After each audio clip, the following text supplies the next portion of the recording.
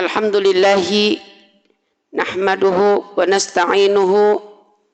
Alhamdulillah alladzi la ilaha illa huwa. Alhamdulillah assalatu wassalamu ala rasulillah. Subhanallah walhamdulillah wa la ilaha illallah wallahu akbar. Wa la hawla wa la quwwata illa billahil aliyyil azim. Asyhadu an la ilaha illallah wa asyhadu anna Muhammadan abduhu wa rasuluhu la nabiyya ba'dah. Materi pada hari ini judulnya bila kaki wanita ya keluar rumah. Ini artinya terkait dengan izin kepada suami ya, maka nanti kita bahas. Para ibu majelis taklim al-ikhlas yang berbahagia. Kita di sini ini sebagai perempuan ya, karena kajian kita ini temanya ketika kita ini sebagai seorang perempuan di sini wanita, Bu. Wanita ini berstatus sebagai seorang istri. Ya. Nanti kita bahas safinahnya di pertengahan. Kita ini Bu butuh sekali izin dari suami. Lalu bagaimana Mi? Seorang perempuan yang memang dia tidak punya suami alias single parent, mohon maaf ya. Apakah dia butuh izin sama keluarga? Penting. Karena kenapa? Khawatir kalau dia tidak izin dicari sama anaknya. Mama kemana ya? Izin wajib Bu, penting sekali. Walaupun kita pergi ngaji ya, walaupun kita pergi ke pasar, tapi kalau di rumah kosong ya nggak usah. Ya kan kita akan lewat WA ya. Tapi ini izinnya yang memang benar-benar kita keluar dalam proses waktu yang lama. Seperti 6 jam ya atau 5 jam kalau ke pasar mah yang mungkin setengah jam pulang ya. Andaikan memang bagi wanita yang tidak memiliki suami ya ataupun anak, maka izinnya itu orang tua ya. Nah, di dalam Al-Qur'an surat Al-Ahzab diceritakan ya. Ya, yang tadi kita sudah simak di muqaddimah. A'udzubillahi minasyaitonirrajim. Ya, kata Allah dalam Al-Quran di surat Al-Ahzab ini disampaikan bahwa kata Allah itu, dan hendaklah kamu tetap di rumahmu. Siapa nih yang dimaksud? Ini kita perempuan ya. Dan janganlah kamu berhias dan bertingkah laku seperti orang-orang jahiliyah dahulu. Ya, kalau orang jahiliyah dulu itu pakai bibir merah, menor. Sekarang juga sama Bu ya. Ya mohon maaf, yang pakai bibir merah, ada yang pakai bibirnya pakai kelingking gitu, nggak apa-apa. Manusiawi Bu, perempuan mah kalau nggak ada bibir merah kayaknya pucet banget, ya nggak apa-apa. Yang biasa dandan nggak apa-apa ya. Maksudnya kalau keluar rumah nggak boleh, kecuali kita niat buat suami. Papa, aku mau ke pasar, aku mau dandan buat kamu ya.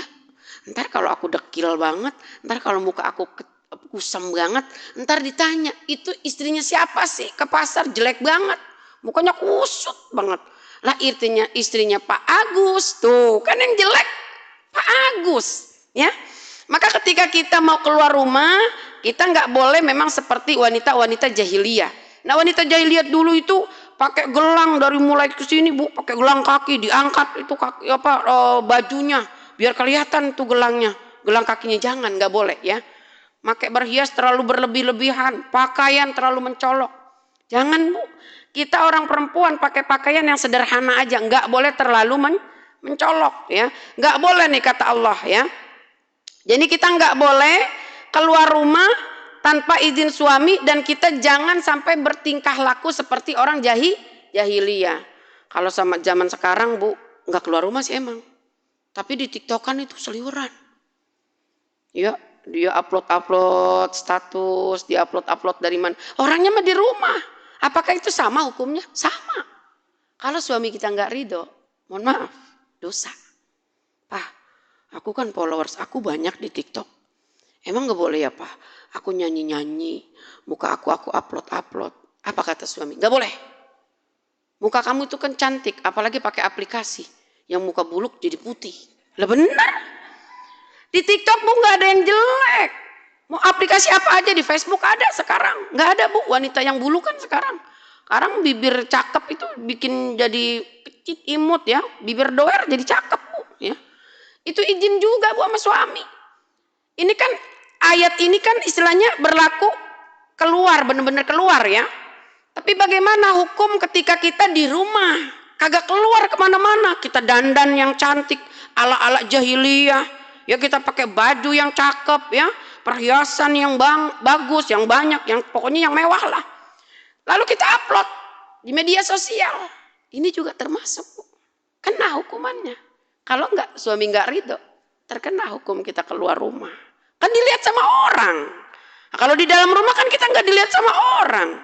Sekarang mah Bu, kalau kita mau mengambil hukum ya, mohon maaf kalau orang dulu karena nggak ada handphone, nggak ada alat komunikasi, kata suami, aku pergi, kamu aku pesan sebelum aku pulang tidak boleh keluar rumah.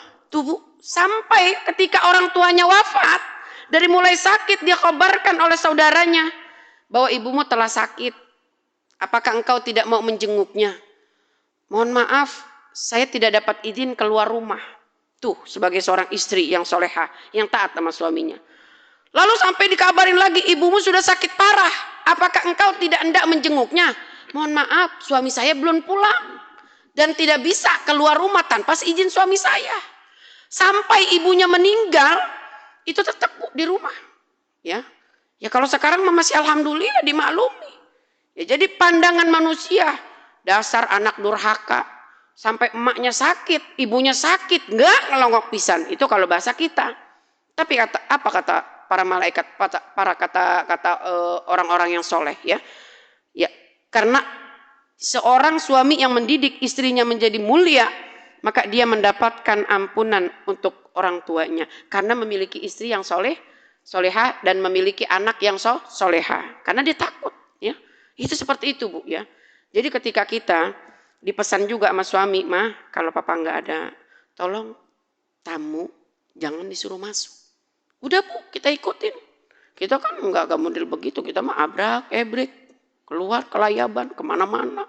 Di luar mah kagak keluar Mi. Tapi kita apa? Pasang-pasang status. Ya kalau statusnya mungkin seputar makanan Ibu ya. Apalagi tuh statusnya Bunda Evi ya, tentang kata-kata motivasi. Kita orang perempuan Bu, statusnya ilmu aja ya Bu ya. Bukan berarti saya nggak boleh, bukan berarti nggak boleh kita masang-masang foto-foto kita cantik, enggak. Boleh kita masang foto yang bareng-bareng nih Bu ya. Jadi kalau kita nggak terkena kita hukum keluar, kita di dalam, tapi kita bu kemana-mana tuh, ya. Ini kelihatan, ya beda ya. Jangan nih Bu ya. Kita orang perempuan banyak fitnahnya, ya. Emang nggak boleh Mi? Bukan masalah nggak boleh. Ntar Bu kalau kita udah nggak ada, kita udah wafat, itu Bu wajah kita dinikmatin sama laki-laki. Mohon maaf, ya. Umi kalau upload status Umi pasti wajah Umi tutupin dengan kata-kata. Kalau kecuali Umi live, kalau live nggak apa-apa. Itu kan live sepintas nanti hilang sendiri. Ya. Itu Bu, ada yang bertanya, ketika manusia perempuan itu dia sudah mati, tapi dia tetap mendapatkan siksaan. Itu namanya dosa jariah Bu. Kita kan udah mati nih, udah wafat. Terus kita upload foto-foto kita, foto centil kita, apalagi tuh lagi lagu-lagu yang lagi viral tuh Bu. Waktu ku kecil, kau nggak tahu yang mungil-mungil. Itu kan emang cakep banget tuh. Saya sendiri juga tuh kadang senang melihatnya ya. Ya kalau kita nyanyi mungkin jauh nggak apa-apa Bu, ya namanya hiburan. Kalau kata Bang Haji Roma Irama emang joget dilarang? Ya, kalau kata Bang Haji Roma Irama enggak. Joget tidak dilarang, tak dilarang. Asalkan jarang-jarang. Ya tapi enggak harus kita joget mulu Bu. Ya Bu ya. Ibu joget di rumah boleh. Yang penting itu tujuannya senam. Ya enggak apa-apa ya. Karena yang namanya kita Bu sekarang ini penyakit udah manja. Ya emang orang-orang Bu, ya kalau atlet itu dia habis makan tidur gak kena gula. Karena dia atlet, capek, bergerak. Tapi kalau kita yang orang kerjanya di rumah kagak ngapa-ngapain, tiktokan mulu ya, facebookan terus, waan terus ya, gak ngapa-ngapain, habis makan tidur makan. Lah itu mah gula kena. Nah, olahraga kagak. Ya, maka itu pelarangan bagi orang yang memang mager alias malas gerak, itu kena ya penyakit ya. Maka ketika kita ya sudah mengupload dosa jariah, makanya juga jangan ya Bu ya, kita ini benar-benar karena kan kehidupan kita itu harus kita pertanggungjawabkan. Ya wajah kita itu aurat sebenarnya Bu. Kalau memang kita terlalu bermudah-mudahan banget. Emang Bu, kalau kita ngelihat wajah kita demen banget kita di handphone, cakep gitu loh. Cakep. Ya Allah. Apalagi nih muka kita nih yang agak-agak cabi, itu bisa tirus Bu. Jadi tirus. Jadi kita tuh kagak mau masak, ngeliatin muka kita aja di handphone. Kagak mau bikin makanan, udah kita ngeliatin aja tuh wajah kita. Ya karena kita merasa bangga, kita cakep, botok kalau bahasa Betawi. Lah kita upload dah. Apa tujuannya? Biar orang lain menilai, lihat kita cantik. Tuh, berarti kan tujuan bukan karena Allah, bukan karena suami. Lalu bagaimana ini terkena nggak hukuman? Kita di dalam rumah nggak kemana-mana, tapi kita mengupload media sosial semua tahu. Ya Bu ya. Ya kalau masalah hukum ini ya kita ya naudzubillah lebih kejam daripada dulu Bu. Dulu nggak ada handphone nggak kayak gitu ya. Sekarang ada handphone lebih fitnah. Dan yang kedua Bu, kita nggak keluar rumah, tapi chattingan sama lawan jenis. Ini hati-hati loh Bu. Kalau ada lawan jenis masuk lewat inbox, baik dia itu tahu dari Facebook, tahu dari inbox TikTok atau mungkin WA yang emang itu lawan jenis, yang nggak ada kepentingannya, udah Bu, nggak usah dilayanin. Kan saya nggak ada kepentingan, tapi kan saya cuma chatnya biasa aja Bu. Setan itu lebih gampang menggoda kita. Nah iya nih, ini laki-laki kayaknya care banget sama gua. Ini kayaknya perhatian banget sama gua.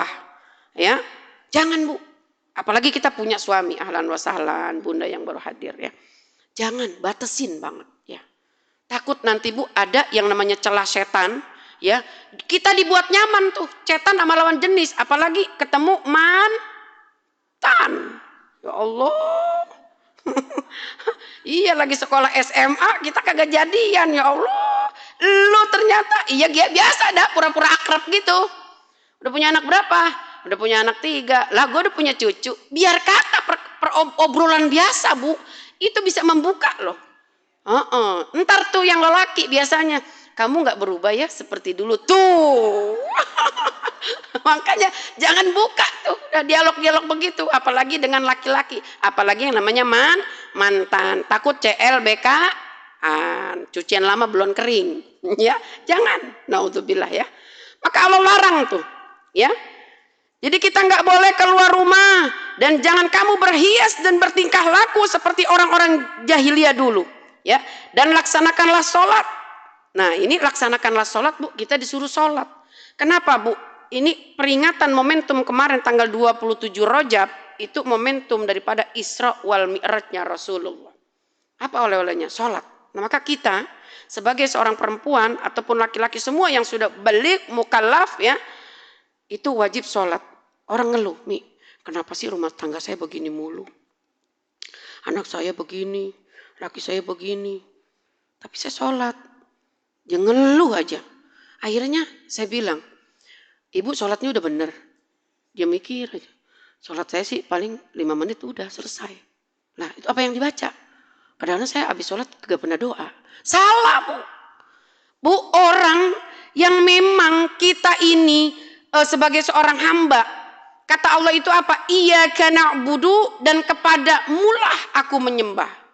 Wa iyyaka nasta'in dan kepada mulah kami minta pertolongan.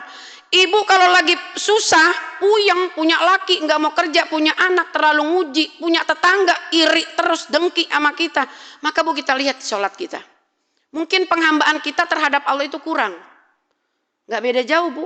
Ada orang minta tolong, tapi kita nggak kenal. Kira-kira kita menolongin nggak? Modus ini modus, penipu ini penipu. Lah orang kagak kenal, nangis-nangis sama kita. Bu, saya nggak punya duit mau pulang kampung. Saya minjem Bu, saya minjem 300.000 aja, nggak usah banyak-banyak. Ini kira-kira kita percaya nggak? Orang kita nggak kenal. Sama Bu, Allah juga. Ketika kita nggak pernah menyembah sama Allah Bu, siapa lu? Nangis-nangis tahu-taunya lu. Ya mohon maaf ya. Problem rumah tangga begini begitu, sholatnya jarang-jarang, penghambaannya kepada Allah juga, ibadahnya juga jarang, nggak akan Bu ditolong sama Allah ya.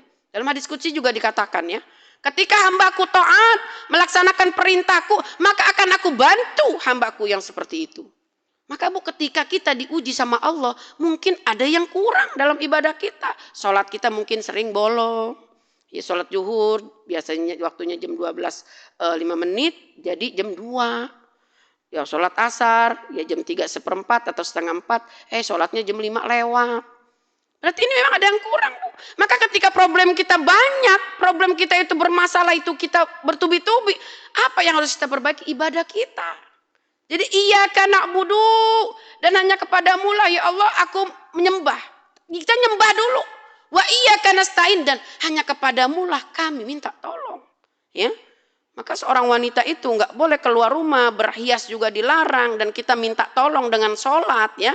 Wasta'inu bisabri wassalat ya. Kita minta tolong bukan dengan hal-hal yang enggak baik, tapi dengan hal yang baik. Sholat aja diperbaiki. Ketika niat salli faradadh dhuhri 4 raka'atin mustaqbilal qiblati lillahi ta'ala Allahu akbar. Itu niat, hadirkan niat dalam hati. Lalu baca doa tu iftitah boleh. Ya Allahumma ba'id boleh. Allahu akbar kabira boleh. Enggak baca juga boleh. Yang penting Bu, ini oleh-oleh daripada Isra Mi'raj. Ketika Rasulullah itu beliau mengalami yang namanya tahun duka cita. Apa sih Bu tujuannya? Ketika Allah itu mengangkat hambanya yang namanya sosok manusia yang agung. Karena pada saat itu Rasulullah itu Bu sedang dilanda kesedihan. Ketika Sayyidatuna Khadijatul Kubra, beliau wafat, lalu nyusul berselang kemudian pamannya. Jadi tuh kalau bahasa kita tuh Bu, kalau bahasa anak kecil nih lagi sedih banget, nyok kita jalan-jalan nyok tuh ya. Maka ketika itu mah acara Isra Mi'raj, kok Nabi ada sih dalam Al-Quran? Surat Al-Isra dijelaskan. A'udzu billahi minasyaitonir rajim. Bismillahirrahmanirrahim. Subhanalladzi asra bi'abdihi laylan minal masjidil harami ilal masjidil aqsa alladzi barakna haulahu linuriyahu min ayatina wa ila akhirih. Itu ada dalam Al-Quran. Maka ketika ayat ini menyambung, disuruh sholat. Nah maka nyambungnya ini kan oleh-oleh daripada Isra wal Mi'raj. Ya sholat, yang tadi awalnya 50 waktu, kemudian dikurangin jadi 5 waktu. Lalu apa Bu? Dialognya Rasulullah ketika di Isra dan di Mi'rajkan dari langit pertama sampai ke langit ke-7 dan sampai ke Sidratul Muntaha. Apa kata Allah? Dialognya Allah dan Rasulullah. Assalamu alayka ayyuhan nabiyyu wa rahmatullahi wa barakatuh. Assalamu alayna wa ala ibadillahi salihin. Itu dialognya Allah. Ketika kita sholat baca at-tahiyat. Baik tahiyat awal maupun tahiyat akhir. Ini sejarahnya. Maka ketika kita Bu udah punya banyak problem, ya kita ini Bu udah nggak nurut sama suami, sering keluar rumah tanpa izin, ya, apalagi sering melalaikan sholat, maka Bu kita itu akan diganjar sama Allah, dihukum sama Allah. Nih ujian buat kamu, perempuan istri yang nggak taat, sering keluar rumah, sering makan bakso sama teman-teman kalau habis pulang ngaji. Besti, habis pulang ngaji kita yuk kita makan bakso beranak. Emang nggak ada bakso ngerem? Nggak ada, bakso beranak adanya. Itu Bu, kita Masya Allah ya. Maka ketika kita diuji dengan satu problem, ya Allah usaha saya kok begini aja ya. Ya Allah kok anak saya begini aja. Kita Bu lihat dari sholat kita. Ya Allah saya kurang penghambaan saya. Ya maka luangkan waktu buat ibadah, jangan kita ibadah mencari waktu luang. Ya Allah. Kalau kita sudah memprioritaskan Allah, maka Allah yang akan memprioritaskan kita. Ya Bu ya, saya kalau dari pagi tuh Bu, dari subuh ya mohon maaf, ini kita tahadus bin nikmah ya. Itu sebelum saya lihat apapun ya, kalau handphone saya ngelihatnya buat apa? Buat jadwal, takut saya lupa ya jam. Ya karena kan mati, kalau saya tidur kan memang gelap lampunya. Saya itu selalu Bu baca 50 ayat. Cuman saya macam-macam ya, dari Al-Muluk, Al-Waqi'ah, Yasin. Itu Bu kita berdialog dulu dengan Al-Quran. Jadi kita prioritasin dulu. Maka nanti kita ketika kita menghadapi aktivitas kita yang banyak, semuanya mudah. Saya ngajar kalaupun 3 tempat, 4 tempat, alhamdulillah Bu. Alhamdulillah semua Allah kasih mudah. Karena kita awalnya udah memprioritaskan diri kita buat Allah. Maka ketika kita iyyaka na'budu wa iyyaka nasta'in, kita nyembah dulu baru kita minta tolong, pasti Bu ditolong. Lah ibu namanya sama teman besti banget. Beb, gua ada ini nih, ada setoran ini, apa namanya, duit. Gua kagak punya duit, mana anak gua mau itu kuliah, boleh nggak minjem? Karena udah besti Bu, udah temenan banget, dikasih. Sama Bu, seperti itu juga kita Allah.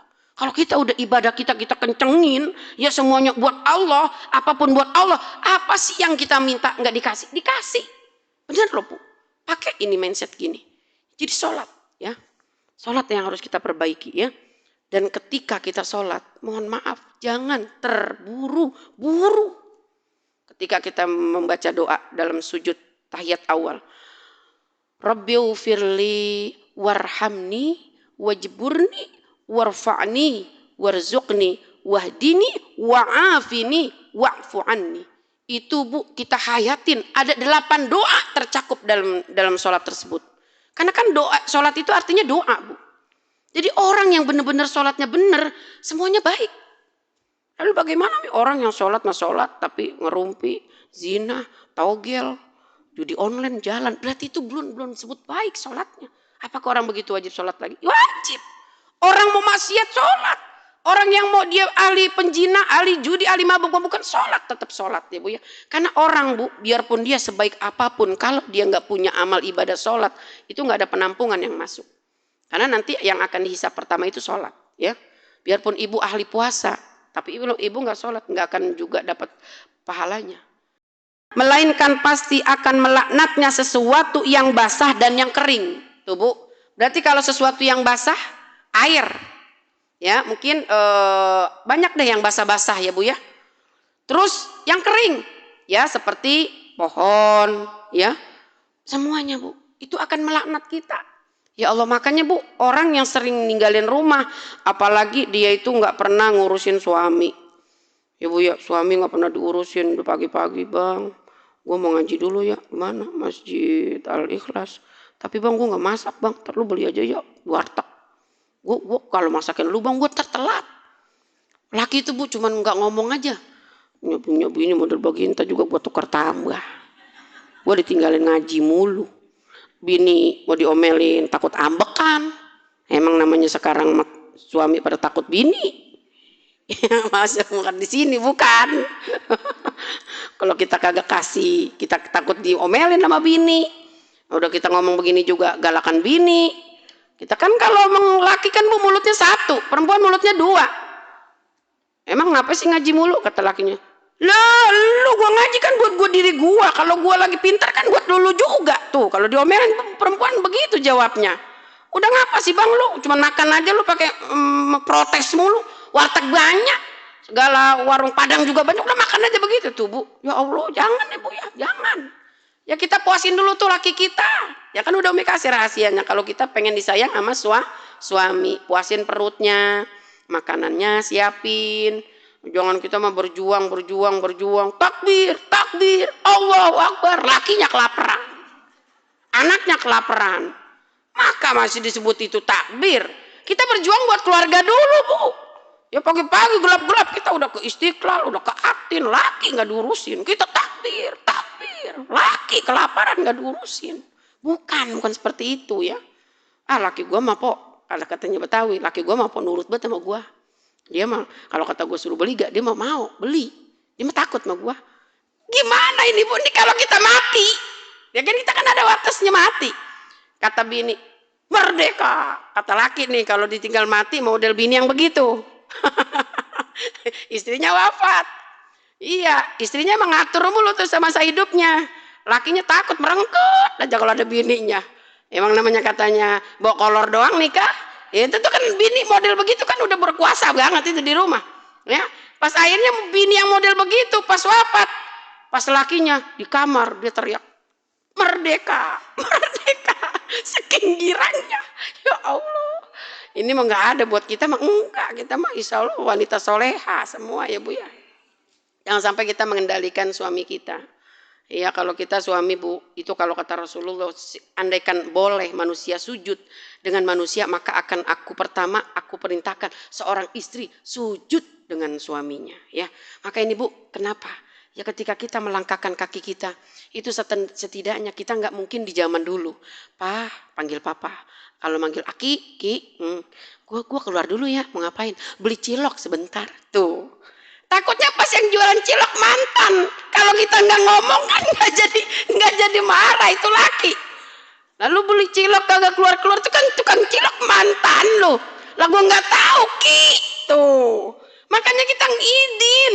Seperti apapun kita perempuan izin. Maka bahaya banget seorang perempuan yang ninggalin rumahnya nggak izin, itu sesuatu yang basah dan yang kering laknat kita. Belum lagi dari manusia ya. Ya Allah Bu, sekarang jin sama iblis itu sekolahnya tinggi-tinggi. Itu godain kita udah cepet banget. Nah kadang laki nggak salah nggak apa kita omelin.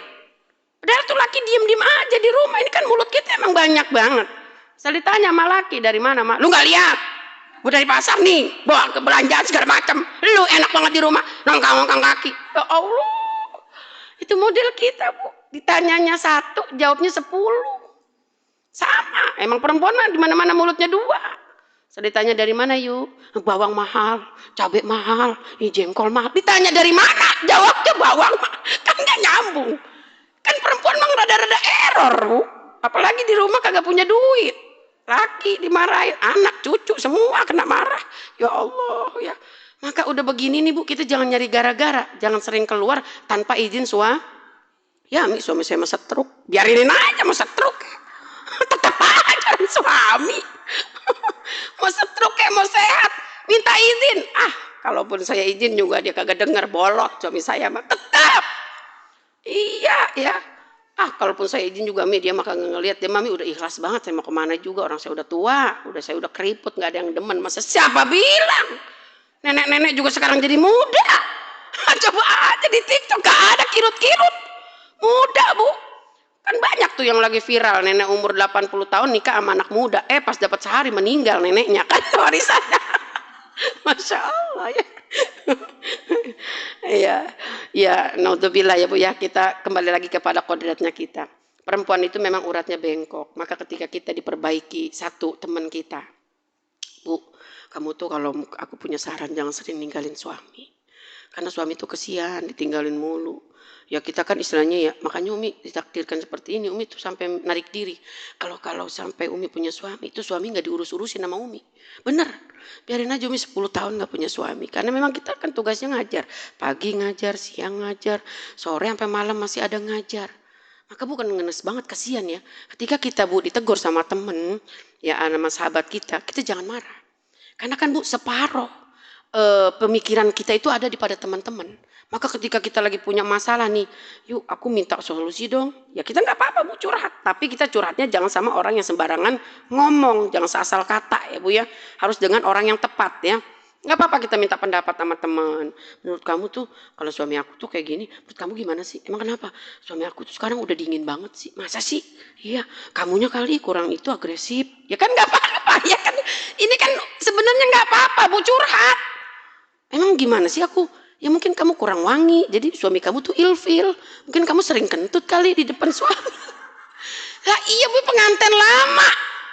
Lah pengantin lama kan Bu yang harus kita perbarui, bukan pengantin baru. Pengantin baru Bu, itu banyak berantemnya. Masih enakan pengantin lama. Biar kata udah nggak ada lagi rasa cinta, itu Bu enakan pengantin lama. Karena kita udah tahu semua. Kedoyanan suami kita udah tahu. Pakaian suami kita udah tahu. Tuh kalau pengantin lama. Pengantin baru Bu sekarang banyak berantemnya karena dia nggak masing-masing nggak tahu pribadi pasangannya. Kalau suami Bu yang udah tua, yang umurnya 75, 80 itu udah nggak ada lagi Bu rasa cinta. Rasanya yang ada ngenes. Iya sayang. Rasa cinta pasti ada pada makhluk yang bernyawa. Tuh Bu, kalau kita sama laki kalau udah bertahun-tahun hidup udah nggak ada lagi Bu rasa cinta. Yang ada kita ngenes, nget aki-aki. Ya Allah, gue ngenes banget Ki. Kalau ngetin lu gue tinggalin mulu. Ntar takutnya ntar gue lagi di mana-mana, lu kagak ada yang ngurusin Ki. Udah deh, gue kagak jadi kemana-mana. Tuh Bu, mending lu jadi nenek-nenek sama aki-aki setia, ya. Ya, jadi kalau ada teman yang curhat begitu, ya mungkin kamu itu jangan kita nyalain lakinya, Bu. Ntar dia jadinya sama lakinya berantem. Mungkin kita pernah diajak curhat sama teman kita. Yuk, laki gue sekarang nggak pernah nafsu sama gue, masa? Lu kali bau, ketek. Mungkin lu kali sering itu nimbulin ilfil sama suami lu. Makanya lu jangan sering ngupil di depan laki. Kentut jangan di depan laki. Jadi laki lu mungkin enak. Tuh. Jadi kita kalau ada teman yang curhat sama kita, jangan kita malah jadi ngomporin lakinya.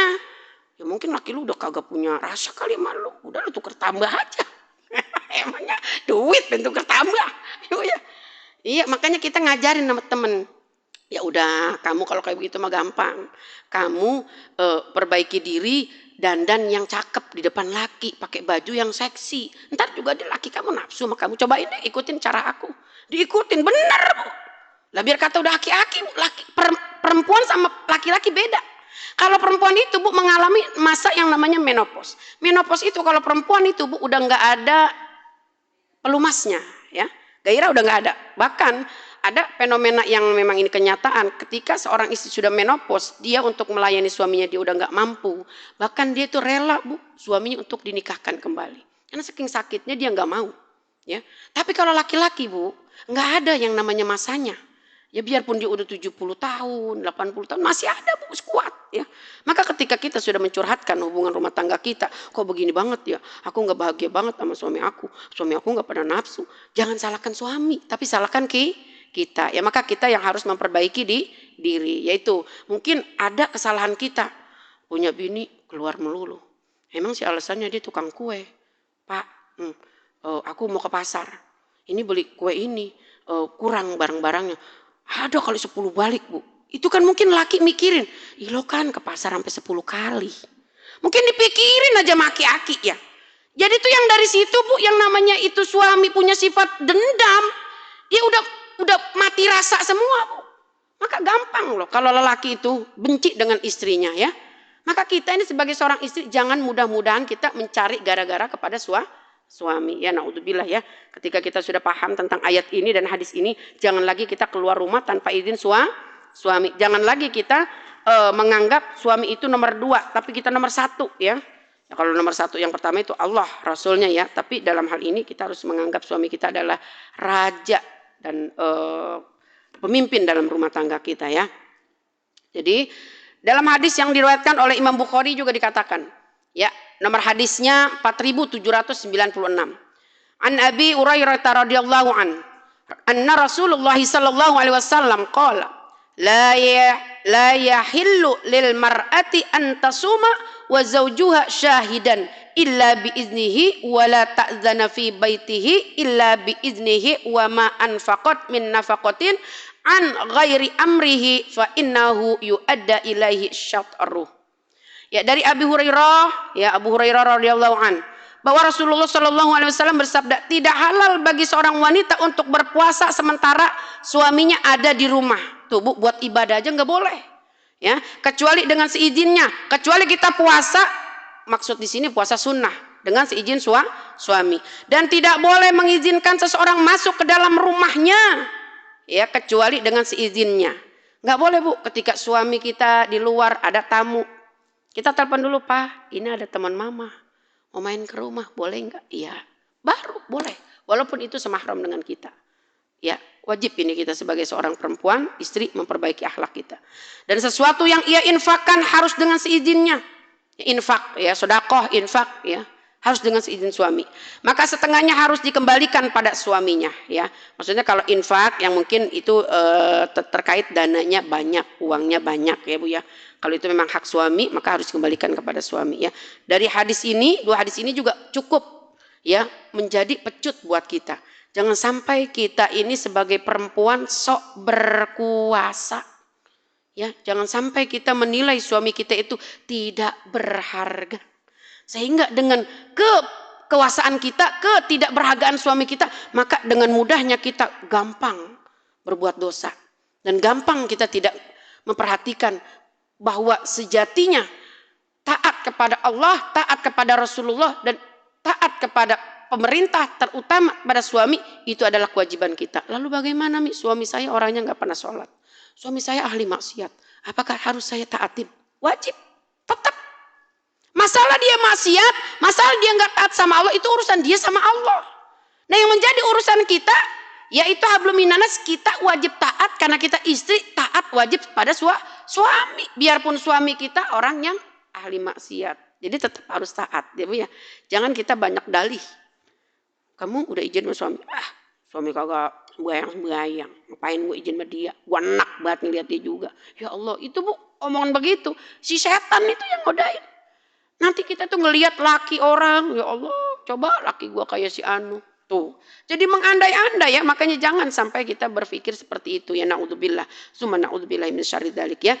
Jadi seputar bila kaki wanita melangkah itu dari rumah ya seperti itu laknatnya ya. Jangan sampai kita menjadi wanita yang bermudah-mudahan dalam kita keluar rumah dandan ya.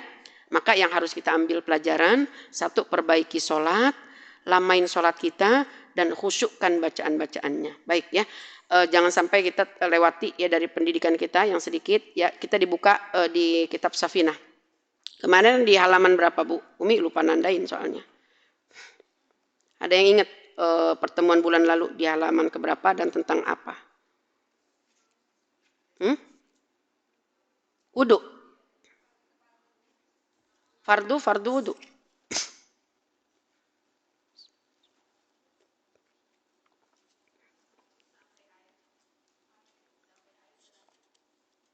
Sampai air.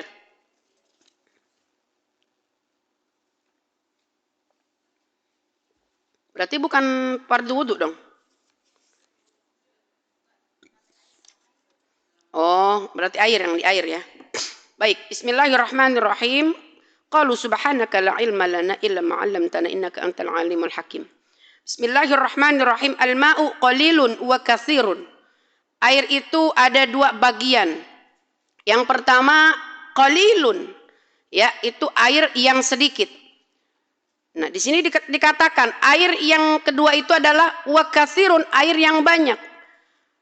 Nah yang pertama ini ma huwa qalilun, apa yang disebut yang sedikit? Al qalilu madunal qullataini, air yang sedikit yaitu air yang kurang dari 2 kulah. Nih Bu, ini air yang sedikit, contohnya air gelas. Bila dia kejatuhan sesuatu ya yang memang sifatnya bisa mengubah air, contohnya kejatuhan minyak wangi, maka nggak boleh kita minum ya. Kejatuhan mungkin kotoran seperti cicak, jijik, itu maka nggak boleh ya. Menjadi air yang tidak boleh untuk kita konsumsi, yaitu definisi air yang sedikit, pokoknya air yang kurang dari 2 kulah. Jadi kita juga Bu, seorang ibu yang seorang perempuan, seorang manusia, kita harus paham. Mak, emang kalau air itu pembagiannya ada berapa sih? Ada 2. Apa-apa aja?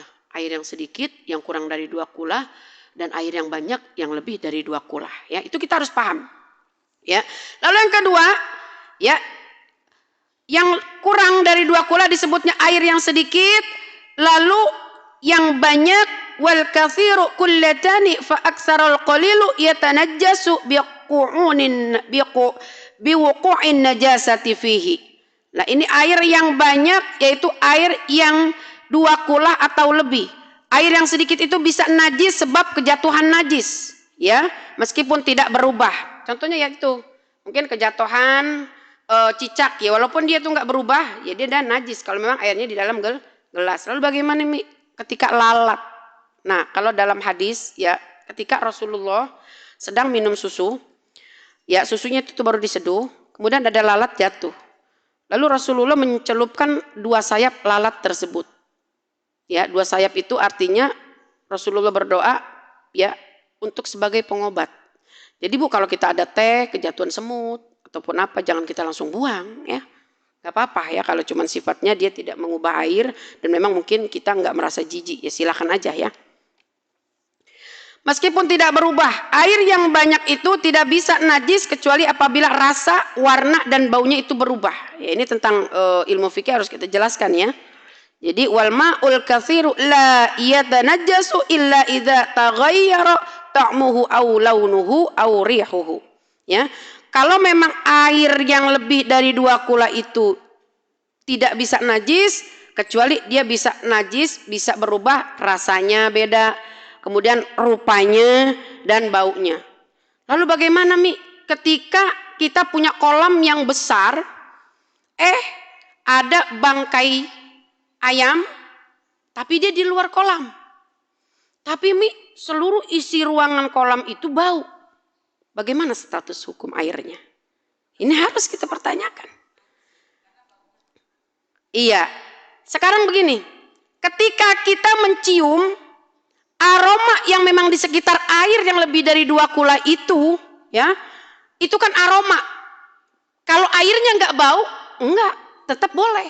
Coba ibu buang dulu bangkai ayamnya, netralisir semua, siram, nggak akan bau. Maka ini Bu, orang yang memang nggak ngerti hukum, ya ini mah orang air kolam ikut-ikutan bau semua. Padahal yang bau itu bukan dari air, karena kan dia di luar. Ini harus dipertanyakan Bu, sebegitunya kalau ilmu fikih ya. Jangan kita main kuras-kuras aja kolam, mana lagi nggak punya air, mana lagi susah air musim panas.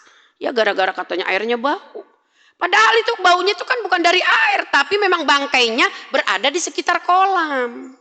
Maka ketika airnya itu enggak bau karena memang baunya dari udara, maka boleh kita gunakan ya. Penting ini Bu ya. Tentang air aja itu wajib banget kita tahu ya. Ketika ibu lagi mau berwudu ya, yang di kolamnya itu lebih daripada 2 kula, ibu ciduk pakai gayung boleh, kagak diciduk pun boleh Bu. Ibu pernah nggak jalan-jalan ya, mungkin ziarah ke makam para waliullah, itu ada air kolam yang memang gitu cakupannya kecil. Tapi dia sepanjang jalan Bu banyak. Itu nggak apa-apa kita kobok begitu, ya, ya begitu nggak apa-apa, boleh, ya. Ya kalau memang kita merasa jijik Mi, kadang-kadang kita jijik ya, takutnya orang kumur. Yang enggak Bu, kalau masalah kumur-kumur mah pasti dibuangnya ke bawah, ya. Maka ketika kita tahu hukum air, ya baik yang sedikit maupun yang banyak, ya ketika air yang banyak itu dia berubah warna, rupa dan rasa. Ini kalau berubah benar-benar dari airnya. Tapi kalau tadi kan bangkai, nggak ngerubah air, dan itu memang di ruangan, nggak kesentuh air sama sekali. Bahkan ketika bangkainya dibuang, dibersihkan, udah hilang. Ya, makanya jangan kita langsung ambil keputusan airnya udah tercemar dengan bau, maka ini nggak boleh dipakai lagi, dikuras semua. Pas giliran kita lagi ngisi air, sumur kering. Orang air 2 kula kan banyak, ya Bu ya. Maka ini harus tahu ya seputar tentang air ya. Makanya itu kalau fikih seperti itu Bu, yang sedetail itu ya. Jadi kalau dia memang tercampur dari udara ya, dan tidak mengenai daripada air tersebut, zat airnya nggak berubah, rasanya, rupanya juga nggak berubah, cuman dia kiriman dari udara, maka boleh ya. Ya karena memang itu di dalam ruangan yang baunya ya, bukan bersumber dari airnya ya, maka boleh. Oke, seputar air silakan yang mau bertanya, mungkin seputar tadi dari surat Al-Ahzab dan hadis yang sudah Umi kemukakan, dan juga tentang bab air ini silakan yang mau bertanya. Umi buka pertanyaan. Tafadhol.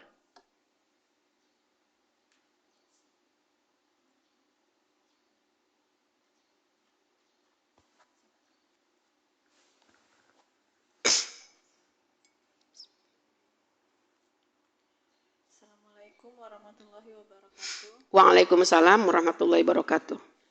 Ya, Umi, ini ada 2 hal yang ingin saya tanyakan. Tadi kan Umi membahas tentang kewajiban istri kepada suami. Tapi kalau bagaimana dengan kewajiban suami ke istri? Dan yang kedua mengenai 2 kula ini, Umi, tepatnya berapa ya? Soalnya banyak saya baca di internet atau di kitab-kitab itu kok agak berbeda. Tepatnya itu berapa 2 kula itu? Baik ya, pertanyaan yang bagus ya. Yang pertama ya, kita memang harus paham tentang kewajiban antara istri terhadap suami. Ya, seperti yang tadi kita udah bahas, seorang istri wajib taat kepada suami. Dan juga seorang istri wajib menjaga daripada kehormatan-kehormatan suami. Lalu bagaimana kewajiban suami terhadap istri? Ya, kewajiban suami terhadap istri pertama memberikan nafkah. Ya. Baik itu berupa pakaian, ya sandang, pangan, dan tempat tinggal semua. Itu adalah kewajiban yang harus dipenuhi ya terhadap suami untuk istrinya. Itu udah jelas banget. Lalu bagaimana Mi hukumnya ketika seorang istri yang bekerja? Apakah itu termasuk dia memberikan nafkah kepada suami? Enggak, itu disebutnya sodako, bukan nafkah ya. Jadi kewajiban istri jelas, taat kepada Allah, Rasulnya dan perintah suaminya. Lalu kewajiban seorang suami adalah memberikan nafkah lahir dan batin. Dan yang terpenting harus menjaga perasaan istri. Itu juga yang banyak orang laki-laki abaikan. Jadi bukan hanya tuh, kadang-kadang gini Bu, seorang suami itu kadang-kadang pengen puasnya sendiri. Ya mohon maaf, dalam hal hubungan seksual.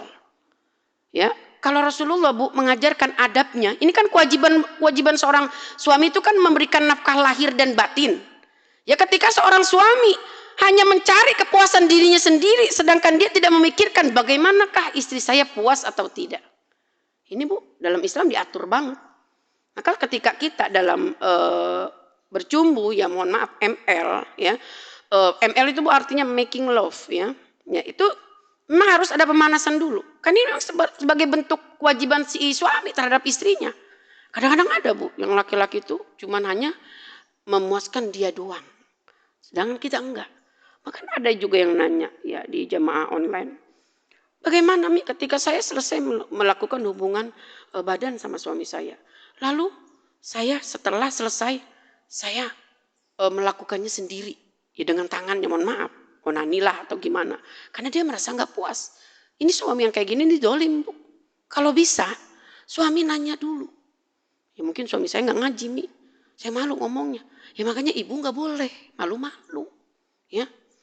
Karena Bu yang namanya hubungan seksual itu kan kewajiban ya. Kita juga kan berkewajiban melayani. Suami itu berkewajiban ya memberi. Ya karena kalau kita kan istilahnya bukan memberi jatuhnya, karena kita kan perempuan ya. Beda wadahnya ya. Maka seorang istri itu wajib bicara sama suami. Jangan sampai kita tuh jadi tekanan batin Bu. Ya kan mohon maaf ya, wanita yang tidak dikhitan itu dia Bu akan menjadi binal dalam hal seksualnya. Binal itu artinya gini, terlalu kurang dalam hal seksual. Makanya sunnah perempuan dikhitan itu agar membatasi dan menyelamati perempuan agar tidak terlalu tinggi seksualnya ya. Maka kewajiban seorang suami itu harus memberikan nafkah lahir, nafkah batin ya. Ya tapi ya memang harus memuaskan juga ya. Salah satunya ya. Lalu perasaan istri juga harus dipikirkan, dan begitu juga sebaliknya, perasaan suami juga harus kita pikirkan ya.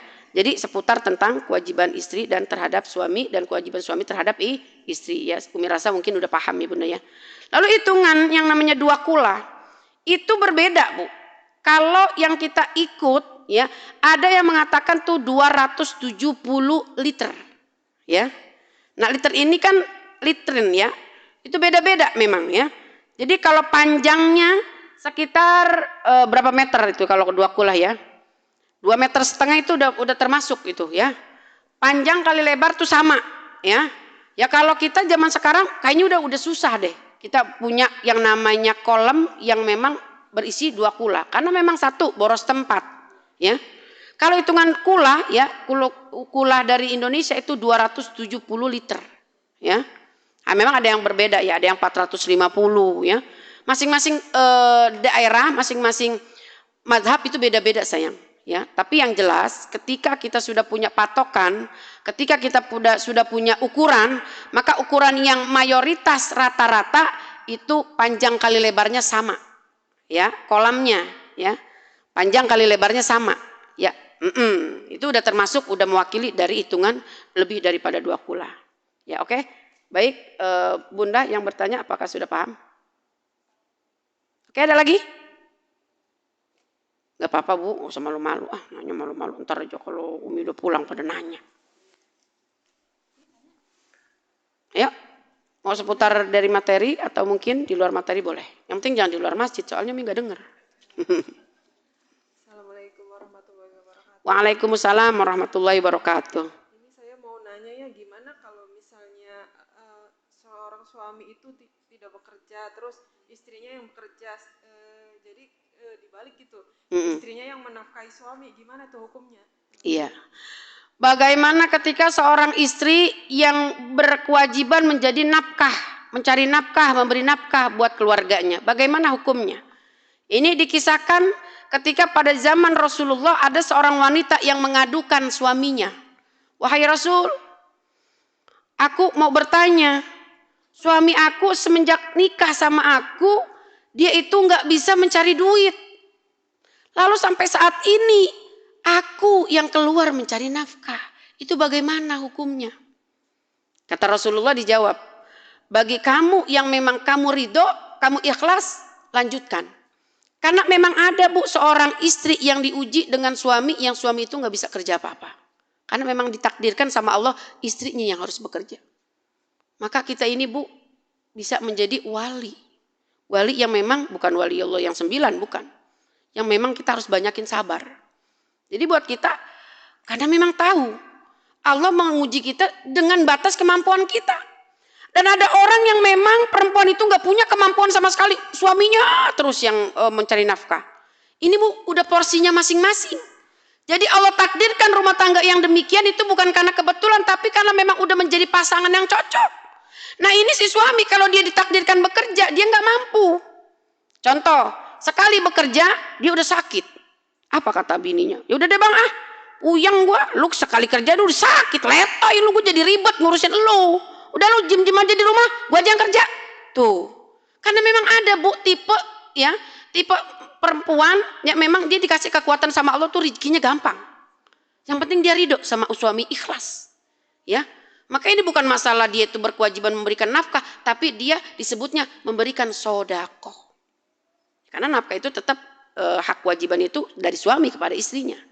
Jadi memang ada yang seperti itu. Karena suami memang dikasih sama Allah itu dia nggak punya kemampuan apa-apa.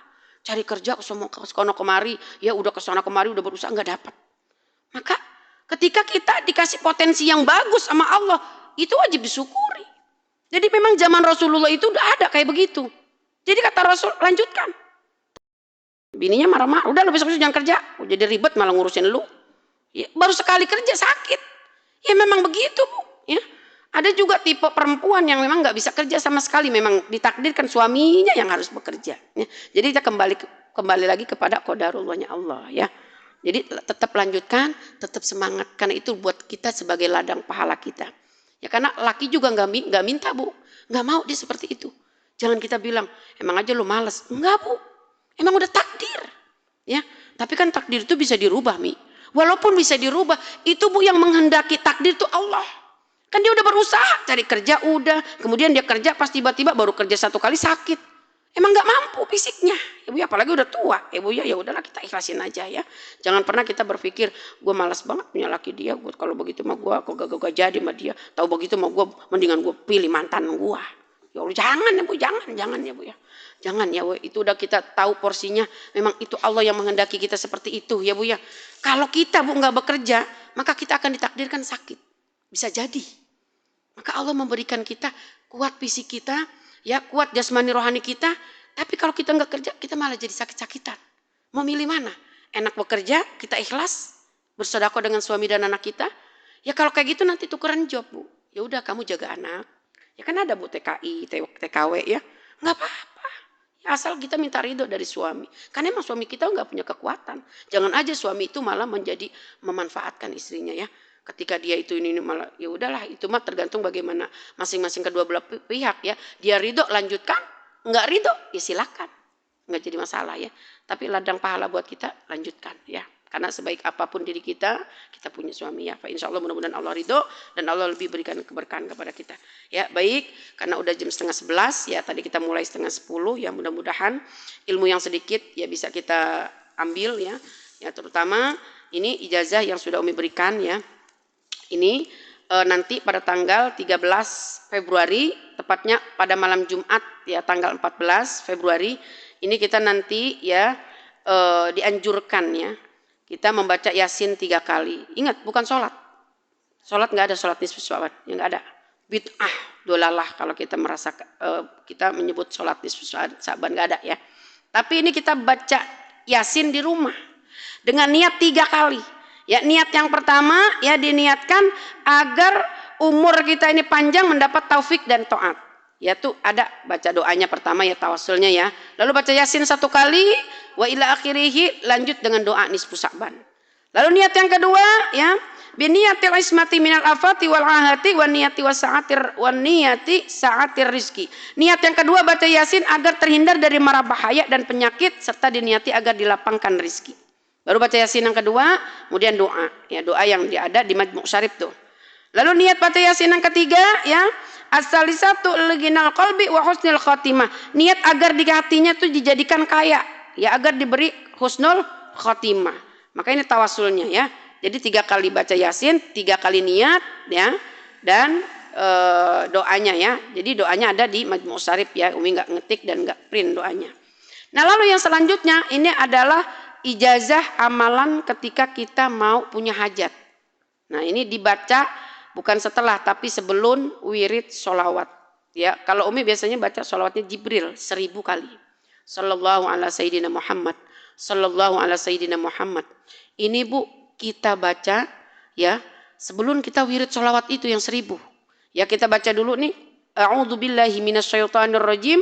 Laqad ja'akum rasulun min anfusikum azizun 'alaihi ma 'anittum harisun 'alaikum bil mu'minina raufur rahim. Fa in tawallaw faqul hasbiyallahu la ilaha illahu 'alaihi tawakkaltu wa huwa rabbul 'arsyil 'azim. Innallaha wa malaikatahu yusholluna 'alan nabi ya ayyuhalladzina amanu shallu 'alaihi wa sallimu taslima. Ya, baru tuh Bu kita niatin.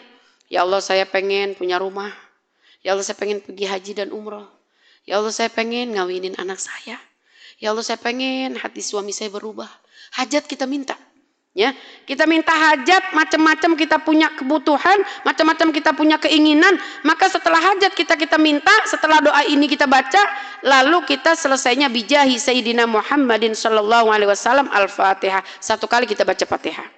Lalu setelah Fatihah wa ila akhirih amin dibaca doanya nih, ya. Nanti Ibu baca di rumah. Setelah baca doa ini, ya, diakhiri lagi dengan Fatihah. Ya, diakhiri lagi dengan Fatihah, lalu Ibu berzikir dengan wirid sholawat, boleh Allahumma sholli ala sayyidina Muhammad wa ala ali sayyidina Muhammad. Ya, boleh sebanyak 1000 kali. Ya, ini jadi ijazah, ya, ini saya dapatkan dari kiai saya, dari guru saya Al-Mukarram Al-Muhtaram Gusdi Al-Musafir Jailani Al-Bakti An-Nawawi, ya, Al-Bantani, ya. Dan memang ijazah-ijazah yang sudah saya amalkan dari tahun-tahun itu Bu, mujarabnya itu kalau ibarat bahasa minum obat itu manjur. Jadi Ibu kan selama ini doanya selalu ditolak. Ini hajat buat hajat kita. Mungkin Ibu pergi haji, pengen banget pergi umroh. Minta Bu, niatin. Kita, ya, baca doa dulu ini, ya. Sebelum kita wirid sholawat, ini baca doa di atas, ya. Maka mudah-mudahan dengan ilmu ini, ya, bisa menambah amal soleh kita. Ketika kita di rumah, ya, kita banyakin sholawat. Karena ini bulan Sya'ban, bulannya Rasulullah, ya. Jadi kita harus perbanyak membaca sholawat, ya, salah satunya perbanyak dengan sholawat yang kita bisa, ya. Sholawat tibil kulub boleh, sholawat nariyah juga boleh, sholawat busro juga boleh, sholawat asugil juga boleh, sholawat apa aja boleh. Yang terpenting ini sholawat, ya, boleh yang Umi amalkan sholawat Jibril sallallahu ala sayyidina Muhammad sallallahu ala sayyidina Muhammad dibaca 1000 kali. Ya, tapi sebelum baca wirid sholawatnya ini doanya dulu, ya. Jadi Fatihah yang 1 kali pertama ini, yang terakhir pertama setelah doa, ya. Baik, paham? Insya Allah, ya Bu, ya.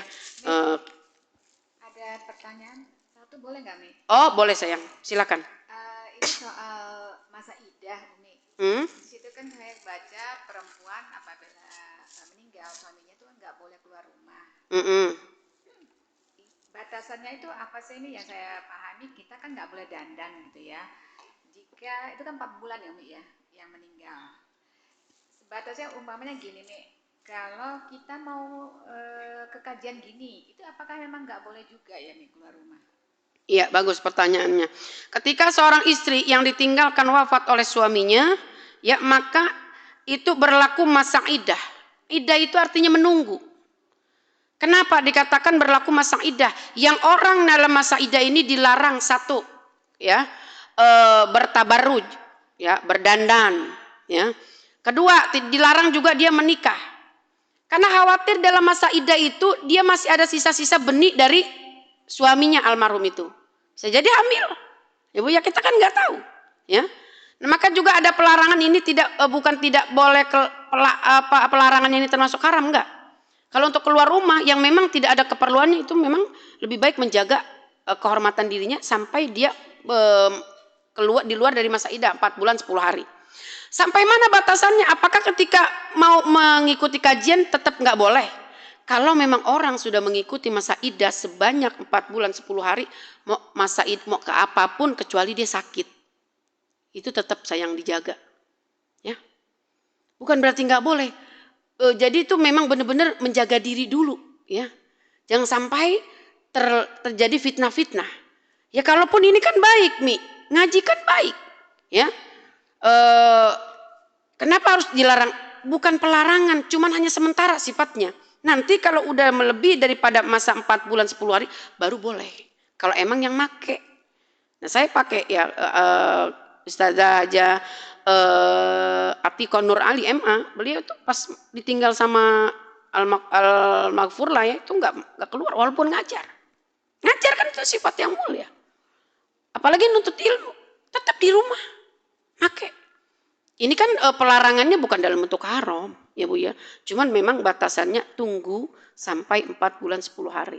Ya karena memang di sini dikatakan seorang yang memang ditinggal wafat oleh suaminya, memang masa iddah, masa menunggunya itu sebanyak 4 bulan 10 hari. Nah kalau memang hidup berlaku enggak? Enggak. Kalau bercerai hidup enggak.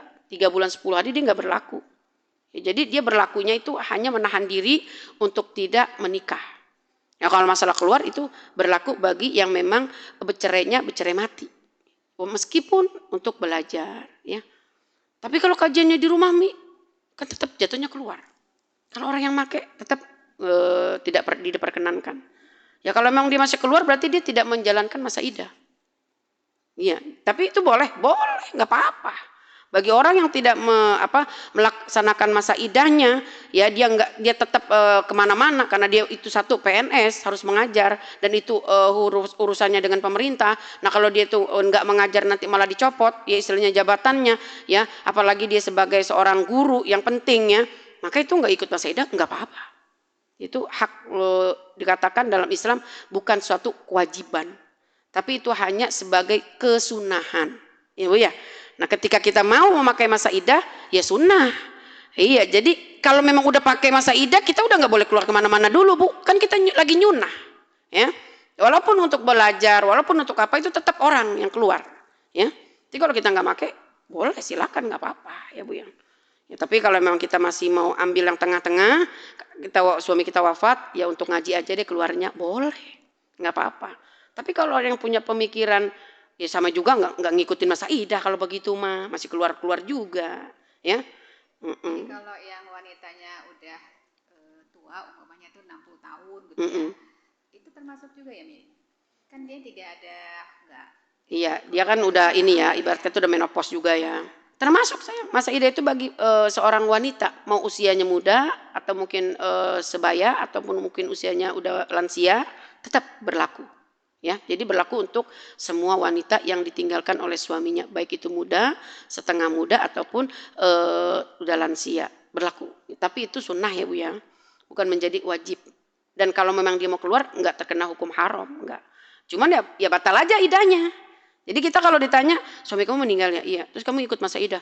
Ikut, tapi aku masih ikut ngaji. Itu berarti nggak ikut sunnah yang benar-benar sunnah ya. Jadi kalau memang benar-benar sunnah keluar kemanapun nggak boleh. Ya, dia tetap pakai seperti itu isengnya. Jadi berlaku buat semua wanita, ya baik tua maupun muda. Oke, ada lagi?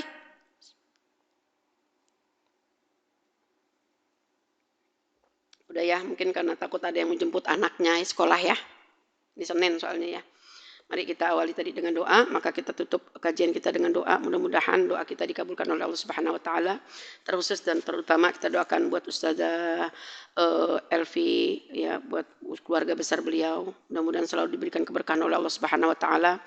Jalannya kajian-kajian ini selalu dimudahkan oleh Allah ya, baik dalam hal finansial, mudah-mudahan selalu diganti sama Allah dengan keberkahan yang berlipat ganda.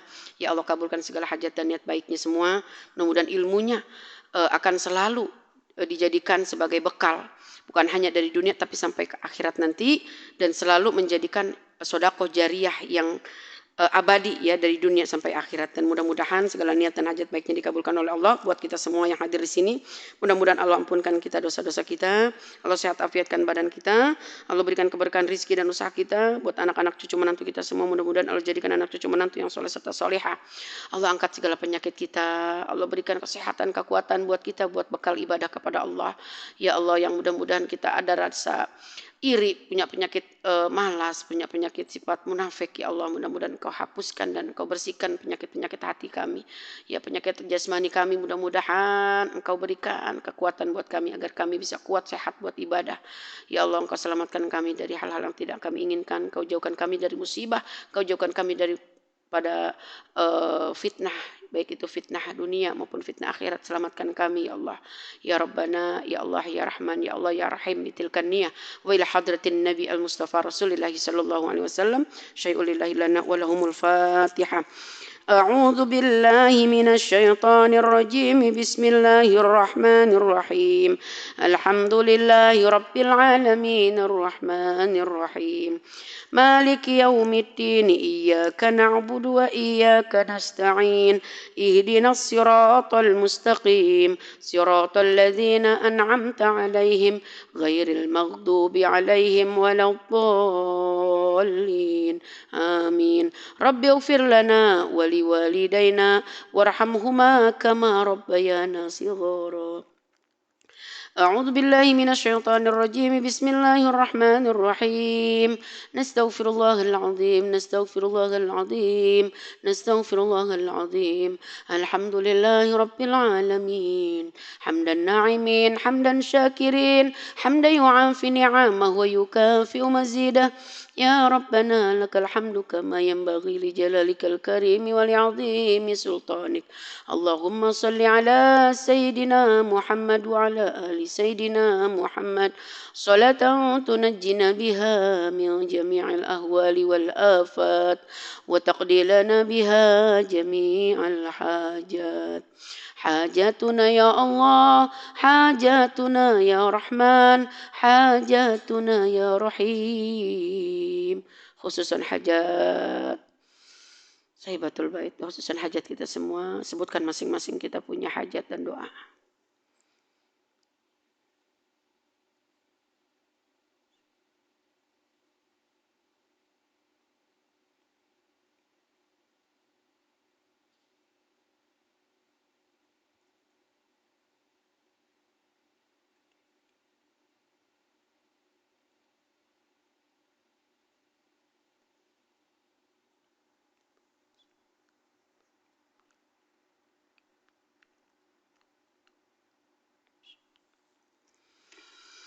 ارحمنا يا الله ارحمنا يا رحمن ارحمنا يا رحيم برحمتك يا أرحم الراحمين اللهم اغفر لنا ولوالدينا ولوالدينا ولوالدينا وارحمهما وارحمهم كما ربيانا صغارا. Ya Allah, ya Tuhan kami, ampunkanlah dosa-dosa kami, dosa ibu kami. Bayangkan kening kerut wajah ibu kita. Dosa-dosa ayah kami. Ya Allah, ya Tuhan kami. Sayangilah orang tua kami sebagaimana mereka menyayangi kami sewaktu kami kecil. Ya Allah, ya Tuhan kami, pantaskah doa kami masih belum Engkau kabulkan karena kami masih ada sisa durhaka kami kepada ibu kami. Kami masih ada sisa durhaka kepada ayah kami, ibu yang melahirkan kami. Beliau adalah pejuang kami, yang mengasuh kami. Ibu, kami rindu ibu, ya Allah. Tahun lalu kami masih puasa makan bersama dengan keluarga kami. Tahun ini satu persatu telah Engkau panggil orang tua kami. Ya Allah, ya Tuhan kami yang masih punya orang tua, ayah dan ibu, izinkan kami untuk menjadi anak yang soleh solehah. Ya Allah, berikanlah keberkahan kepada kami agar kami bisa merawat ibu kami. Ibu kami dulu merawat kami ketika kami kecil. Ketika kami dimandikan, ketika kami dipakaikan pakaian, ketika kami belum bisa berjalan, ibu yang melatih kami. Ibu yang ketika kami sakit, ibu yang terjaga, ibu yang merawat kami. Tapi pada saat ibu tua, ibu sakit, kami tidak berada di sampingnya. Ya Allah, pantaskah doa hajat kami belum Kau kabulkan? Karena ada durhaka kami. Durhaka kami tidak merawat ibu dan ayah. Terkadang kami makan enak, tidur nyenyak. Belum tentu ayah ibu kami merasakannya. Ya Allah, menjelang Ramadan ini kami mohon berikanlah keberkahan kami agar kami bisa berbakti dan memberikan kebaikan kepada ibu ayah kami. Ya Allah, ketika kami dulu tidak tahu apa-apa, ayah yang menafkahi kami, ayah yang menyekolahkan kami, ayah yang bekerja untuk kami. Ya Allah, ya Tuhan kami, ketika kami mengalami kesulitan, kami diuji dengan anak-anak. Mungkin ini adalah balasan karena kami durhaka kepada ibu dan ayah. Karena kami durhaka kepada ibu dan ayah. Ya Allah, ampunkan dosa-dosa kami. Selama ini mungkin kami menelantarkan ibu, menelantarkan ayah kami. Ya Allah, ya Tuhan kami, ampunkan dosa-dosa kami kepada suami kami. Kami ikhlas, kami ridho dengan perlakuan suami kami. Ya Allah, ini adalah kehendak-Mu. Ya Allah, berikanlah kekuatan kepada suami kami, agar suami kami mampu membimbing kami di jalan-Mu. Ya Allah, ampunkan dosa anak-anak kami. Ya Allah, maafkanlah mereka, ampunkanlah mereka yang mereka terkadang tidak berbakti kepada kami. Ya Allah, jangan Kau uji anak-anak kami durhaka kepada kami. Ya Allah, kami ikhlas, kami ridho terhadap akhlak anak-anak kami. Ya Allah, mudahkanlah segala urusan-urusan kami, usaha kami, rizki kami dan suami anak-anak kami. Ya Allah, kuatkanlah iman Islam kami, keluarga kami, jadikan keluarga kami keluarga yang sakinah, mawadah dan warahmah. Rabbana hablana min azwajina, bayangkan suami kita, min azwajina wa dzurriyyatina, bayangkan anak-anak kita, wa dzurriyyatina qurrata a'yunin waj'alna lil muttaqina imama. Ya Allah, ya Tuhan kami, sebelum Kau panggil kami menjadi seorang jenazah, kami nanti dimandikan, kami dikafenkan, kami disolatkan. Ya Allah, jangan Engkau tidak ampunkan dosa-dosa kami. Dosa kami teramat sangat banyak kepada orang tua kami. Dosa kami banyak terhadap suami kami. Dosa kami banyak terhadap anak-anak kami. Terkadang kami tidak berlaku adil kepada anak-anak kami. Jangan Engkau balas kami dengan tidak diadili dengan anak-anak kami. Ya Allah, ketika umur kami sampai, kami adalah calon jenazah. Yang keluar dari mulut kami sering menggibah, kami sering bersumpah serapah, kami sering mengumpat berbohong. Ya Allah, jangan sampai dosa-dosa semua itu kami bawa sampai kami wafat. Ketika kami disolatkan, ketika kami dikuburkan, bayangkan ketika kita sudah menjadi seorang jenazah. Bayangkan ketika kita sudah diwafatkan, kita tidak membawa sehelai apapun selain kain kafan. Kita adalah manusia makhluk akhirat. Asal dari tanah, kita akan kembali ke tanah. Ya Allah, mungkin kami pernah sombong, kami pernah berlaku zina, kami pernah munafik, kami pernah memfitnah saudara-saudari kami. Ya Allah, kami berbuat zalim kepada orang tua kami. Kami pernah zalim kepada suami kami, anak-anak kami. Kami tidak merawat mereka, ya Rabb. Jangan sampai siksaan ini Engkau bawa sampai kami mati, ya Rabb. Ya Allah, ya Rabbana, di tahun ini menjelang Ramadan ini ampunkan dosa-dosa kami. Maka ketika Engkau ampunkan dosa kami, mudah ibadah kami, mudah urusan kami. Ya Allah, yang kami punya masalah, sesulit apapun masalah kami, berikanlah kepada kami jalan keluar masalah kami. Ya Allah, ya Rabbana, kami adalah hamba-Mu yang banyak berlumuran dosa. Kami adalah hamba-Mu yang tidak pernah terluputkan dari dosa.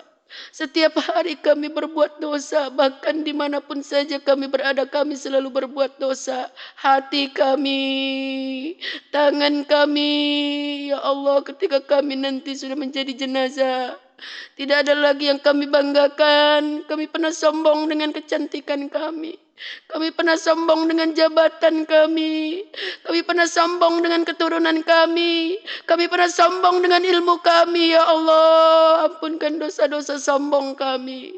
Jangan Kau jadikan dosa itu menggerogoti kami sampai kami nanti wafat. Ya Allah biha, ya Allah biha, ya Allah biha husnil khatimah. Ya Allah, luruskanlah anak-anak kami jalannya mereka. Ya Allah, tuntunlah anak-anak kami, berikanlah hidayah kepada anak-anak kami. Jadikan anak-anak kami qurrata a'yun, jadikan anak-anak kami qurrata a'yun. Ya Allah, selamatkanlah pergaulan anak-anak kami dari keburukan. Ya Allah, untuk harta usaha kami, halalkan usaha kami. Ya Allah, berkahi usaha kami. Ya Allah, buat bekal ibadah kepadamu. Rabbana zalamna anfusana wa illam taghfir lana wa tarhamna lanakunanna minal khasirin.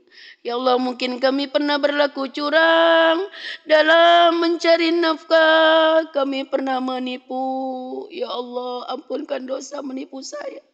Jangan sampai ke bawah mati. Ya Allah, kami masih ingin hidup dengan usaha yang halal. Ya Allah, mulut kami pernah menyumpah serapah, sering menggibah, bahkan membuka aib suami kami. Kami sering mengadukan aib-aib keluarga kami. Ya Allah, jangan sampai aib-aib ini sampai kami bawa kepada kematian kami. Rabbana afrigh alaina sabran wa tawaffana wansurna 'alal qaumil kafirin wansurna 'alal qaumil zalimin wansurna 'alal qaumil munafiqin.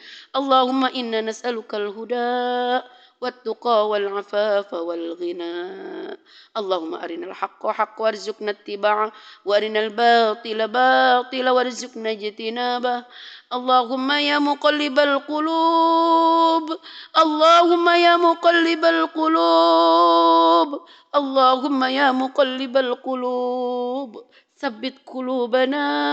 ثبت قلوبنا على دينك وعلى طاعتك برحمتك يا أرحم الراحمين Allahumma ja'alna abdan syakura. Ya Allah, jadikanlah kami seorang hamba yang banyak bersyukur. Bersyukur diberikan kenikmatan. Allahumma ja'alna abdan sabura. Ya Allah, jadikanlah kami seorang hamba yang banyak bersabar ketika kami diberikan ujian. Allahumma ja'alna abdan taqiya. Jadikanlah kami seorang hamba yang banyak bertakwa, yang selalu bertakwa dimanapun saja kami berada. Birahmatika ya arhamar rahimin. ربنا آتنا في الدنيا حسنة وفي الآخرة حسنة وقنا عذاب النار وأدخلنا الجنة مع الأبرار يا عزيز يا غفار بفضل سبحان ربك رب العزة عما يصفون وسلام على المرسلين والحمد لله رب العالمين تقبل الله منا ومنكم تقبل ya Karim. Kurang lebihnya mohon maaf karena ini kita tawakuf sementara ya Bu ya. Kita off, istirahat dulu ya. Kita menjelang Ramadan, mungkin ada kesalahan Umi yang sifatnya pribadi ataupun umum ya. Mungkin pernah menyinggung ya Bu ya. Mohon maaf apabila banyak kesalahan dari Umi ya. Mudah-mudahan dengan izin Allah nanti kita kasih panjang umur, mudah-mudahan bisa berjumpa kembali. Ya, fa insyaallah kita tutup dengan doa kafaratul majlis. Subhanakallahumma wa bihamdika asyhadu an la ilaha illa anta astaghfiruka wa atubu ilaik. Billahi taufik wal hidayah wa ridha wal inayah. Wallahu muwaffiq ila aqwamit thoriq. Wassalamualaikum warahmatullahi wabarakatuh.